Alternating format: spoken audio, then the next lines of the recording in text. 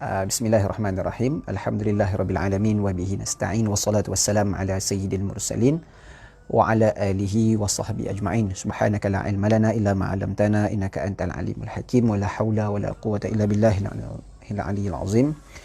Rabbi shrah li sadri wa yassir li amri wa hlul 'uqdatam min lisani yafqahu qawli. Allahumma rabbi yassir wa la tu'assir wa rabbi atmim bil khair.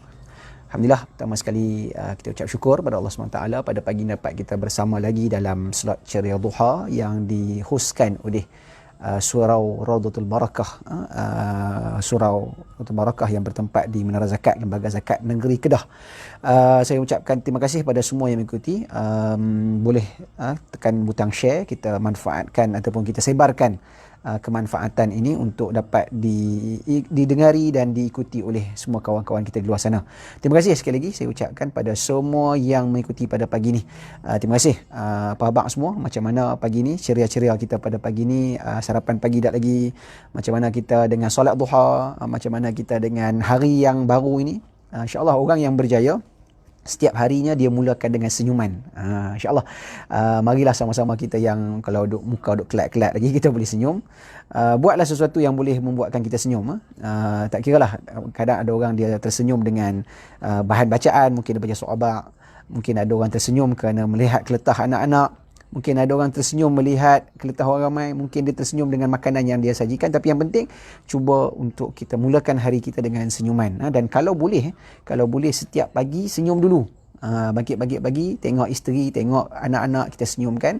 Kita senyum pada mereka. Mulakan hari dengan senyuman. InsyaAllah hari kita akan lebih positif. Hari kita akan lebih ceria insyaAllah. Kerana kita tahu bahawasanya apa saja yang kita buat, semuanya dalam perancangan Allah SWT. Kita cuba untuk buat yang terbaik, dan di sebalik apa yang berlaku, semuanya ada hikmah dan kebaikan. Okey, terima kasih pada semua yang mengikuti pada pagi ini. InsyaAllah kita hari ini kita sembang-sembang santai sekali lagi bersama dengan Surau Raudatul Barakah, Menara Zakat, Lembaga Zakat Negeri Kedah. Terima kasih yang mengikuti. Kalau boleh kita pakat-pakat share lah. Kita share, kita manfaatkan ruang yang ada ini untuk kita berkongsi seramai mungkin. Kita bukan nak cerita yang berat-berat. Kita sekadar nak ringan-ringan sembang, kita nak kongsi-kongsi pandangan. Kita nak tengok orang kata apa ni, kalau ada benda yang boleh kita orang kata apa ni, kita kongsikan ataupun kita tukar-tukar pandangan. Kita boleh, saya sediakan ruang masa yang ada untuk siapa-siapa yang nak bagi komen, siapa-siapa yang nak tanya soalan secara ringkas, insya-Allah kita akan cuba jawab. Okey, baik. Okey, tajuk kita hari ini adalah berkaitan dengan pergantungan. Sebagai manusia, tuan-puan, kita semua tahu bahawa kita manusia ni, kita tak boleh, orang kata apa ni, kita tak boleh istilahnya orang kata apa ni, sepenuhnya kita mengawal setiap benda. Kita kok mana pun sebagai manusia, kita tahu kita lemah.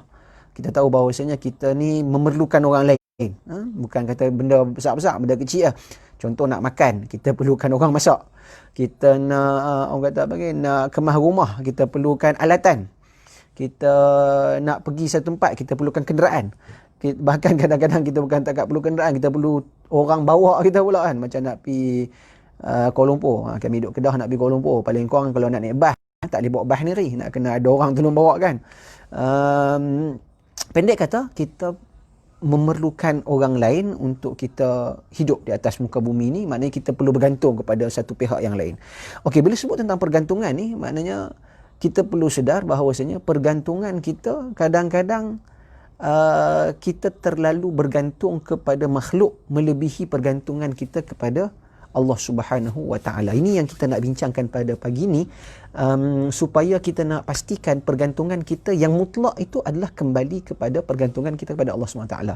Tak salah untuk kita minta tolong manusia, tak salah kita menjadikan manusia itu sebagai wasilah ataupun orang yang kita boleh meminta bantuan dan juga pertolongan, tak ada masalah. Tapi hakikat kepada pergantungan kita adalah pergantungan kita kepada Allah Subhanahu wa Ta'ala. Hak ni yang perlu untuk kita sama-sama perkukuhkan dan juga kita perkemaskan dalam diri kita masing-masing. Maknanya nak buat apa benda pun, kita boleh minta tolong pada manusia, kita boleh orang kata harap orang bantu kita dan sebagainya, tetapi kita kena ingat pergantungan kita adalah mutlak kembali kepada Allah Subhanahu wa Ta'ala. Benda ni sebenarnya selalu kita baca dan kita sebut. pergantungan kita kepada Allah. Tajuk kita hari ini adalah pergantungan. Pergantungan kita adalah hanya kepada Allah Subhanahu Wa Taala, dan benda ni sebenarnya Allah Taala ajar kepada kita untuk kita sebut dan kita pasakkan dalam diri kita. Sedar atau tidak,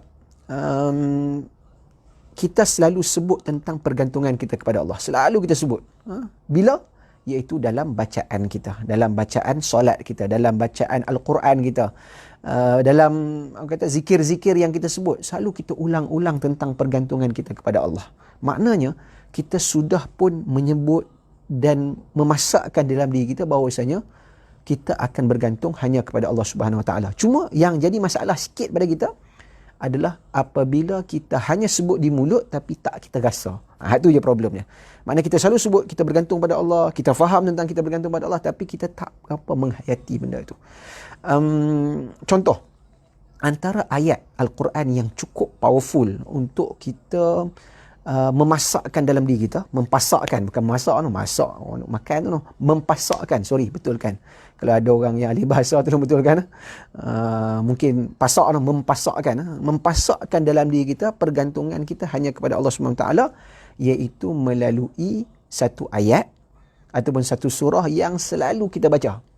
Sebenarnya ada satu surah ataupun satu ayat yang selalu kita ulang-ulangkan, dan ayat tu sebenarnya memberikan satu pengertian yang mengkhususkan pergantungan kita hanyalah kepada Allah Ta'ala, tidak kepada yang lain.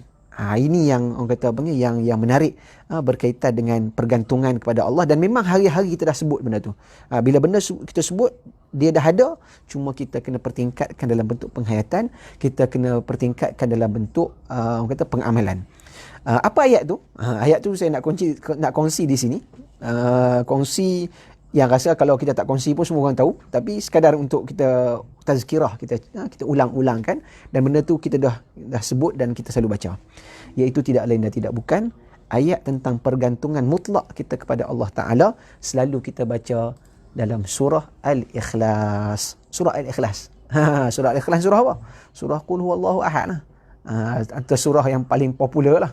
Surah menjadi favourite semua, betul tak? Betul lah kan, favourite kita lah. Sebab apa kita favourite surah Qul Huwallahu Ahad? Sebab apa noh? Sebab dia pendek. Itu biasalah. Sebab surah tu dia pendek, maka itu antara surah favourite kita lah. Mana setiap kali kita semayang ke, surah Qul Huwallahu Ahad lah. Bahkan ada yang membacanya hampir setiap kali solat. Sampai setiap kali solat baca surah Qul Huwallahu Ahad. Bagus tak? Bagus. Itu satu surah yang hebat, yang powerful sebenarnya. Bahkan baca 3 kali dapat pahala macam khatam Quran. Tanya bila khatam Quran, dia kata aku khatam Quran hari-hari. Bila? Baca Qul Huwallahu Ahad 3 kali. Maknanya itu nak menunjukkan bahawasanya betapa surah Qul Huwallahu Ahad sangat, orang kata kita suka dan signifikan dengan kita hari-hari, dan kita selalu baca. Okey, tak apa. Itu satu benda yang cukup menarik. Surah yang powerful, dan yang paling penting bukan sekadar kita baca di mulut, tapi kita perlu penghayatan. Bila kita menghayati apa yang kita baca, dia akan rasa satu feel yang kuat. Bila kita menghayati apa yang kita baca, dia akan ada rasa tenaga, dia akan ada rasa satu aura. Dengan kita membaca dan memahami, barulah kita akan merasai kenikmatan dan insya-Allah mengukuhkan lagi apa yang kita telah yakini. Okey, tuan-puan, kita sebut tentang pergantungan. Sebenarnya dalam surah Al-Ikhlas ni, Allah Ta'ala menyebut satu ayat yang memang gambaran kita ni sangat-sangat bergantung kepada Allah Ta'ala.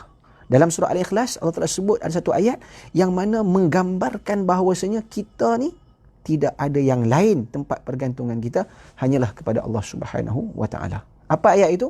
Ayat itu tentulah pada ayat yang kedua daripada surah Al-Ikhlas. Tuan-puan, kita boleh baca surah Al-Ikhlas. Pendek je. Firman Allah Subhanahu Wa Ta'ala. Dan semua hafal kot? Ke ada yang tak hafal? Ada yang tak hafal? Dia surah Al-Ikhlas ni bukan takat hafal. Gerak tengah malam pun boleh baca. Dia tok guru saya pesan dulu.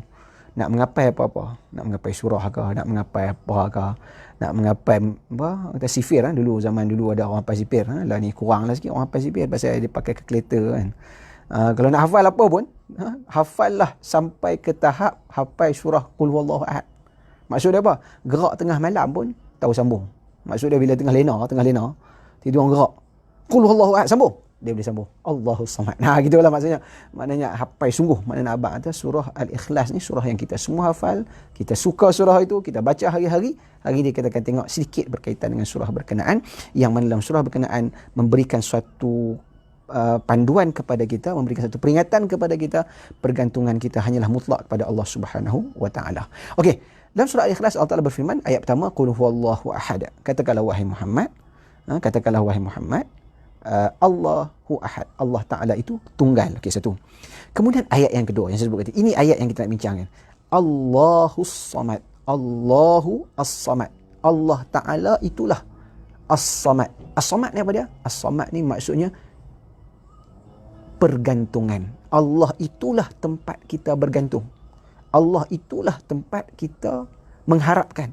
Allah itu segala-galanya kembali kepadanya, tidak kepada yang lainnya. Itu ayat kedua. Bagaimana yang disebut oleh Ikrimah dan Ibnu Abbas radhiyallahu anhu, Sayyidina Ibnu Abbas radhiyallahu anhuma, okey.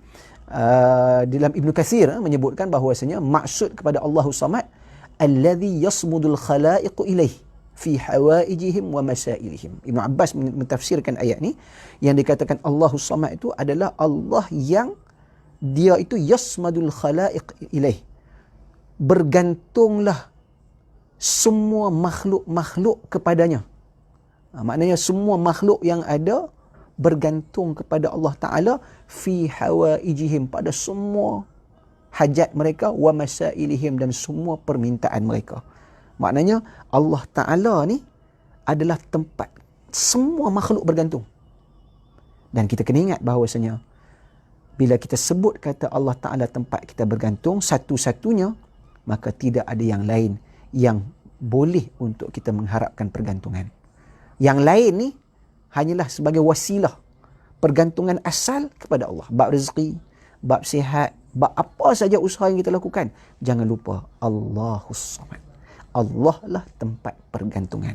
Allah lah kita kena minta. Allah lah kita kena sandar. Allah lah tempat kita nak apa saja. Setiap perkara yang kita buat, mintalah kepada Allah dulu sebagai Tuhan yang telah menjadikan kita. Kita dah baca Allahus Samad, qul huwallahu ahad. Katakanlah Allah Taala itu tunggal. Allah itu apa? Allahus Samad. Allah itu tempat kita bergantung. Mana bila kita duk baca hari-hari, kita yakin sungguh-sungguh tak ada pergantungan kita pada manusia. Tak ada pergantungan kita kepada makhluk. Tak ada pergantungan kita pada yang lain. Yang lain ni kita boleh usahakan, tapi dia bukan tempat pergantungan kita. Pergantungan kita hanya kepada Allah Subhanahu wa taala. Orang yang boleh macam ni, tuan-puan, orang yang boleh menghayati konsep pergantungan hanya kepada Allah, tidak akan ada takut dalam hidupnya, tidak akan ada bimbang dalam hidupnya, tidak akan ada rasa gundah gulana dalam hidupnya. Ya, mungkin sebagai manusia kita akan rasa sedih sikit-sikit, kita akan rasa takut sikit-sikit, tapi tak apa, itu proses kerana kita manusia. Tapi orang yang benar-benar menghayati ayat ini, kalau dia resah, gelisah sekejap saja, kemudian dia kembali kepada tauhid dan akidah dan keyakinan dia, Allahus Samad. Allah Ta'ala itu adalah tempat yang kita kena bergantung. Hanya Allah Ta'ala. As-Samad, dialah semuanya. As-Samad ilaih. As-Samadu ilaih. Kepadanya semua, alif lam tu adalah alif lam lil istighraqil jins. Semua akan bergantung kepada Allah Subhanahu wa Ta'ala, tidak ada kepada yang lainnya. Ini yang kalau boleh kita cuba hayati setiap kali kita baca.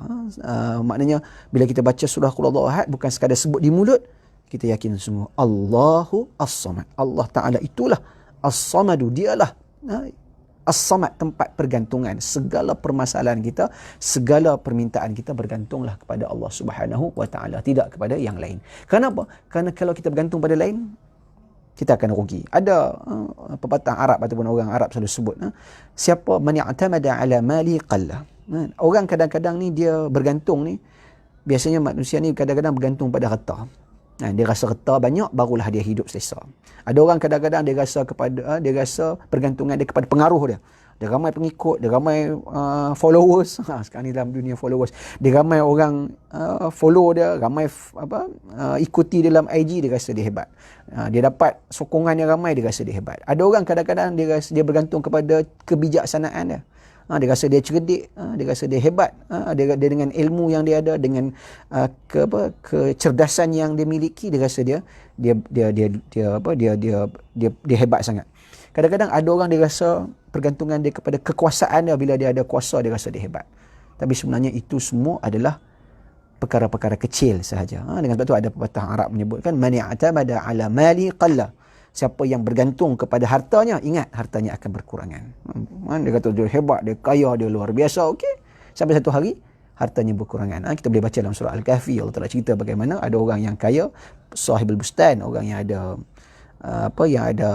kebun yang banyak, yang dia rasa bangga dan dia angkuh dan dia sombong, akhirnya Allah Taala binasakan. Maknanya man i'tamada ala mahli qalla. Siapa yang bergantung kepada hartanya, ingat hartanya akan habis, akan berkurangan, bahkan habis-habis tidak pun dia akan mati, hartanya akan berpindah pada orang lain. Kemudian man i'tamada ala nas malla. Siapa yang bergantung kepada manusia, bergantung kepada followers, bergantung kepada penyokong, bergantung kepada apa lagi, kepada orang ramai ni, malah dia akan membosankan, dia akan jemu. Orang akan jemu. Kalau kita tak jemu pun orang jemu dengan kita. Asyik-asyik kita. Yalah, mula-mula tak apalah orang seronok, orang duk follow, lama-lama orang kecemui, orang pun tinggal dengan kita. Orang kata lah hari-hari benda yang sama. Harap-harap tak ada orang jemu lah dengan slot kita ni, insya-Allah. Okey. Maknanya kalau kita bergantung dengan manusia, ya, orang akan jemu dengan kita. Bukan cerita orang, kadang-kadang kita punya orang dekat dengan kita pun lama-lama dia kata dah tua-tua, dia kata aku cemuih tengok. Bukan cemuih tu tak suka, kadang-kadang tu yalah, benda ni manusia kan, perasaan kan, kadang-kadang duk tengok tambah-tambah orang Melayu kita kan, dia dah lama-lama dah beromok tu, dia kata amboi tak ada orang lain dah tengok, mana itu contoh melawak, tu orang kata melawak. Tapi nak cerita kata apa, itulah bergantung pada manusia, mungkin manusia akan jemu dengan kita. Okey. Man i'tamada ala aqlihi dhalla. Siapa yang bergantung kepada akal dia semata-mata, dia akan sesat. Ya, manusia, dia ada akal, boleh berfikir, dia ada akal, boleh memandu. Tetapi jangan lupa, kalau hanya pergantungan kita pada akal, dhalla, kita akan sesat. Kita akan sesat sebab akal tidak boleh menimbang semua benda. Timbangan yang Allah Taala beri pada akal, ya memang hebat. Kena guna akal, jangan sampai tak guna akal. Itu kemampuan seni berfikir atau momentum dan kekuatan berfikir itu kita kena manfaatkan. Itu nanti dalam slot-slot yang lain kita akan bincang berkaitan dengan nikmat akal. Itu satu tajuk yang lain. Tapi nak cerita kata kalau terlalu bergantung pada akal, kita akan sesat. Kerana apa? Kerana akal kita ada batas.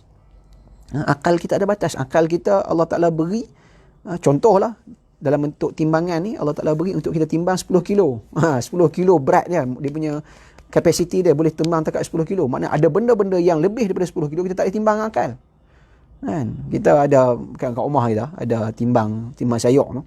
Boleh banyak mana? Boleh 10 kilo. Kita pergi ambil bubuh nak try timbang nak timbang peti air rumah kita. Kita ambil pergi buh atas tu.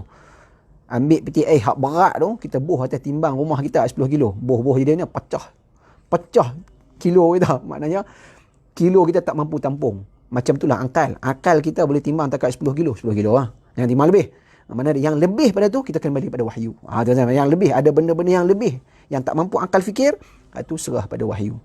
Mana timbang dekat 10 kilo. Itu maksud dia. Tapi dalam masa yang sama, akal kena pakai. Ada orang timbang dia ada 10 kilo. Ini realiti lah. Tak saya cerita lain, cerita kita lah. Cerita saya. 10 kilo Allah Ta'ala bagi timbang kat kita. Akal kita boleh timbang. Pakai takat 50 gram lah. Kan? Timbang 10 kilo. Tak pernah timbang pun benda 10 kilo. Habis-habis timbang, orang kata 50 gram, 100 gram. Dia main kot tu lah. Gunakan, manfaatkan, maksimumkan penggunaan akal yang bijak Allah Ta'ala bagi. Guna.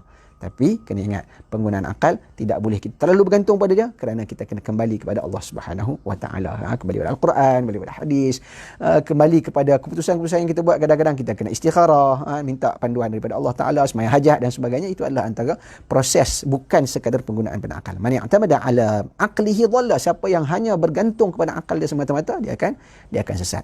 Man i'tamada ala sultanihi dhul. Barang siapa yang bergantung kepada kekuasaan dia, kerajaan dia, kuasa yang dia miliki, zul, dia akan hina. Dia akan hina. Sebab apa? Sebab kerajaan ni akan hilang. Kekuasaan akan hilang. Kita dah habis kuasa kita, orang tak peduli kat kita. Ada orang berkuasa punya hebat, lalu tumbang kerajaan dia. Ada orang dia, hebat-hebat Fir'aun yang hebat itu ada memiliki, Allah Ta'ala sebut wa Fir'aun dzil autad, Fir'aun tu yang ada tentera yang hebat. Apa jadi kat Fir'aun? Akhirnya dia binasa. Maknanya kalau orang bergantung pada kerajaan, dengan kekuatan, dengan kekuasaannya, dia akan dihinakan. Kenapa? Pergantungannya hanyalah sedikit sangat.